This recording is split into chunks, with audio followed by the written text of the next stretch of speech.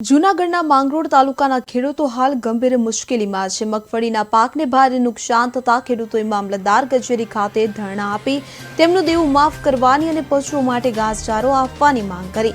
ખેડૂતોનું કહેવું છે કે સરકાર દ્વારા જાહેર કરાયેલ સહાય પેકેજમાં તેમના માટે ફક્ત 20 થી 25,000 રૂપિયા જ ઉપલબ્ધ છે, જ્યારે તેમને લાખો રૂપિયાનું નુકસાન થયું છે। હાલ ઘઉં વાવેતરનો સમય છે, પરંતુ ખેતરોમાં બગડેલો પાક પડ્યો હોવાથી ખેડૂતો પાસે વાવેતર માટે પૂરતા પૈસા નથી। ખેડૂતો અને ખેત મજૂરો તાત્કાલિક વધુ સહાય અને દેવા માફી માટે સરકાર તરફ સંકેત આપી રહ્યા છે।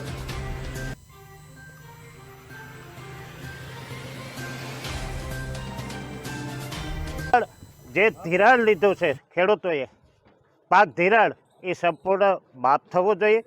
સાથે સાથે ઘાસચારો છે એ ફેક્ટરીમાં પેદા નથી થતો, એ 2-3 મહિને તૈયાર થાય તો પશુધન ત્યાં સુધીમાં જીવશે નહીં।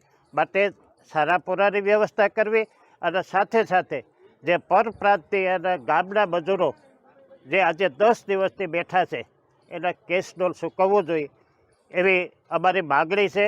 એ આવેદનપત્ર આપ્યું છે અને સરકારશ્રી બીજા બધા છે કામો છે એ ઓછા કરીને, અગર તો ધારાસભ્યને એમપી પાસેથી ફંડ ઓછું કરીને પહેલી વખત ગુજરાતમાં આવું હોનારત થયું છે। પંજાબમાં થયું હતું અને જે બહારના લોકો આવીને પંજાબને મદદ કરવું, બેઠું કરવાની એવી પરિસ્થિતિ આજે સૌરાષ્ટ્રમાં અને ખાસ કરીને ગુજરાતમાં છે।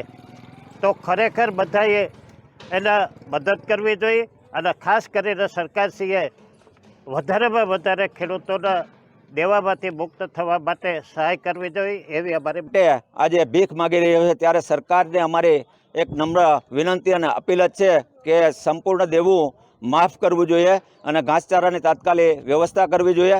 અને આ જે અત્યારે પેકેજ જાહેર કર્યું છે એ જો જે તુચ્છ છે એ પેકેજથી કંઈ વળવાનું નથી। ખેડૂતોને બેઠો કરવો હોય, દેવામાંથી મુક્ત કરવો હોય તો અત્યારે સરકારશ્રીએ જે ખોટા તાઇફા અને ખોટા ખર્ચાઓ કરે છે એ બંધ કરી અને ખેડૂતોની વહારે આવવું જોઈએ। નહીંતર એક દિવસ છે એ ખેડૂત છે એ ખેતી છોડી દેશે અને કોઈ ખેતી કરવાવાળું નહીં રહે। એટલે સરકારશ્રીને અમારી નમ્ર વિનંતી અને અપીલ છે કે તાત્કાલિક નિર્ણય લઈ અને પશુધન અને ખેડૂતોને સહાય કરે, મદદ કરે અને પાક ધિરાણ છે એ સંપૂર્ણ માફ કરે અને આ પેકેજ જાહેર કર્યું છે એમાં આ પેકેજથી કંઈ વળવાનું નથી। એ હેક્ટરે લાખ રૂપિયા હોવું જોઈએ એ ખેડૂત વતી અમારી